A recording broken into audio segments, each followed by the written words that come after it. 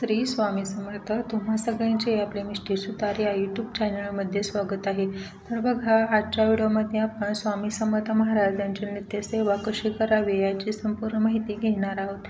तर बघा, श्री दत्तात्रेयांचे तिसरे अवतार म्हणून अक्कलकोटचे श्री स्वामी समर्थ महाराज मानले जातात. भिवू नकोस, मी तुझ्या पाठीशी आहे हे केवळ स्वामींचे आश्वासन नाही, तर भक्तांना दिलेले अभय आहे. तसेच अशक्यही शक्य करतील स्वामी ही स्वामी भक्तांची कलतीत एक श्रद्धा आहे. स्वामी पाठीशी आपल्या नित्य असतात. आपल्या हजारो भक्तांचा असा अनुभव आहे. काही अनुभव आल्यानंतर स्वामी चरणाशी लीन होणारे अनेक भक्तजणही आपल्याला पाहायला मिळतात.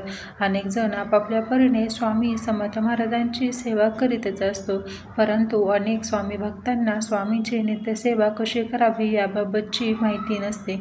तर बघा, श्री स्वामी समर्थ महाराजांची नित्यसेवा कशी करावी. श्री स्वामी समर्थ महाराजांची नित्यसेवा नियमित आणि दररोज सेवा करणारे कोट्यावधी भाविक आहेत. स्वामींच्या मठात अक्कलकोटला जाऊन दर्शन घेणाऱ्यांची संख्या ही अलक्षणीय आहे. तो आपापल्या परीने स्वामींची सेवा करत असतो. स्वामींचे पूजन, नामस्मरण, मंत्राचे जप करत असतो. श्री स्वामी समर्थांची नित्यसेवा केली तर आपल्या जीवनामध्ये समृद्धी मिळते असे म्हटले जाते. स्वामींची पूजा आणि सेवा केल्याने अनेक गोष्टींचा लाभ आपल्याला होऊ शकतो. सेवेतून काहीतरी मिळावे अशी अपेक्षा आपसुकच केली जाते, परंतु केवळ काहीतरी मिळवण्यासाठी सेवा करू नये. आपण केवळ आपले कर्म करत राहावे. स्वामी योग्य वेळी सर्वोत्तम आणि सर्वोत्कृष्ट फळ आपल्याला देतील याबाबतही आपण निश्चित असावे. कोणतीही सेवा असो ती अगदी प्रामाणिकपणे, निर्मळ मनाने, एकाग्रतेने, मनापासून आणि 100% समर्पण भाव ठेवूनच करावी. उत्कट भाव भक्तीची ताकद मोठी असून अशक्यही शक्य होण्याची किमया त्यात असते असे मानले जाते. श्री स्वामी समर्थ महाराजांची नित्यसेवा नेमकी कशी करावी. स्वामींची नित्यसेवा करण्याचे अनेक फायदे आहेत. सर्वप्रथम ती आपल्याला मानसिक शांतता आणि आध्यात्मिक समृद्धी प्रदान करते. नित्यसेवेद्वारे भक्तींचे गहरे नाते स्वामींशी जोडता येते. ही सेवा आपल्या मनात शुद्ध आणि शांत ठेवत असते. स्वामींच्या आशीर्वाद आपल्या जीवनामध्ये सकारात्मक बदल घडत असतात. त्याचे मार्गदर्शन आपापल्या जीवनातील प्रत्येक समस्येवरती योग्य उत्तर मिळवून देत असतात. पहिल्यांदा स्वामी सेवेत सुरुवात करणार असाल तर त्यासाठी स्वामींचा फोटो किंवा स्वामींची मूर्ती स्थापना त्याची करायची असते. त्यांची नित्यनेमाने पूजा, स्वामींना नियमित नैवेद्य, स्वामी मंत्राचा जप, स्वामी चरित्र पारायण अशा काही गोष्टींचा समावेश त्याच्यामध्ये करता येतो. स्वामींची घरी स्थापना, नैवेद्य आणि मंत्राचा जप कशा प्रकारे करायचा. तर बघा, पहिल्यांदा आपण स्वामींची घरी स्थापना कशी करायची. तर तुमच्या घरी स्वामींची मूर्ती किंवा फोटो नसेल तर स्वामींचा जो भाव भावेल तसा फोटो किंवा मूर्ती तुम्ही घरी आणू शकता. स्वामी हे प्रत्यक्ष दत्तावतार असल्यामुळे स्वामींची स्थापना आपल्याला गुरुवारी करायची आहे. गुरुवार हा दिवस दत्तगुरू, दत्तावतार आणि स्वामींना समर्पित असून हा सर्वोत्तम दिवस मानला गेलेला आहे. ज्या ठिकाणी स्वामींची स्थापना केली जाणार आहे ती जागा पवित्र असावी आणि ती कायम स्वच्छ तसेच नीटनेटकी अशीच ठेवावी. तुम्ही तुमचे कुळधर्म, कुळाचार, परंपरा यानुसार स्वामींची पूजा करू शकतात. पंचोपचार आणि षोडोपचार पूजा करणे कधीही श्रेयस्कर असते, परंतु धावपळीच्या जगामध्ये शास्त्रशुद्ध पद्धतीने पूजा करणे आता शक्य होत नाही. अशा वेळी शॉर्टकट जरी वापरायचा नसला तरी योग्य पद्धतीनेच आपल्याला स्वामींचे पूजन करायचे आहे. संपूर्ण समर्पण भाव आपल्याला ठेवायचा आहे. आपल्याला मनापासून स्वामींची पूजा करायची आहे, त्यांची सेवा करायची आहे. दररोज सकाळी आपल्याला सकाळी आणि सायंकाळी स्वामींसमोर आपल्याला दिवा लावायचा आहे. तसेच स्वामींची पूजा करताना आपल्याला आवर्जून पिवळ्या रंगाच्या फुलांचा समावेश करायचा आहे, कारण पिवळा रंग हा स्वामींचा आवडता रंग आहे. स्वामींना नैवेद्य कसा दाखवायचा. नैवेद्य दाखवताना काय काळजी घ्यायची.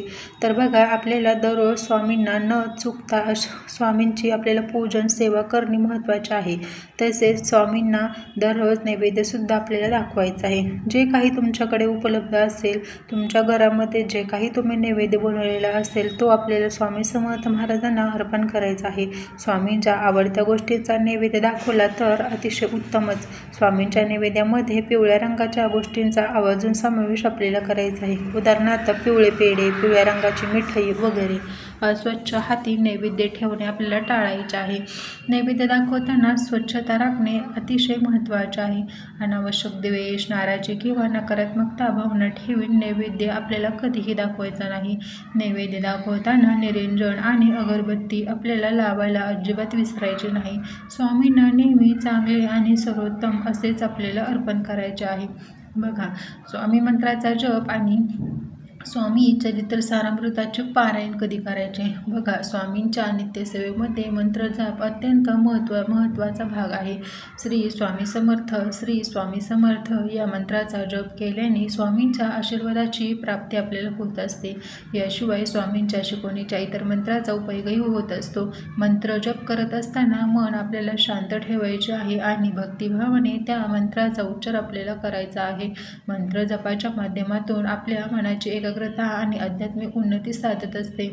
घरातील कामे करताना आपण स्वामींचे नामही घेऊ शकतो। तसेच स्वामी चरित्र आणि सारामृत हे ग्रंथ स्वामींच्या जीवनाचे आणि शिकवणीचे सार प्रस्तुत करत असतात। ह्या ग्रंथाचं वाचन भक्तीला प्रलब्ध करते।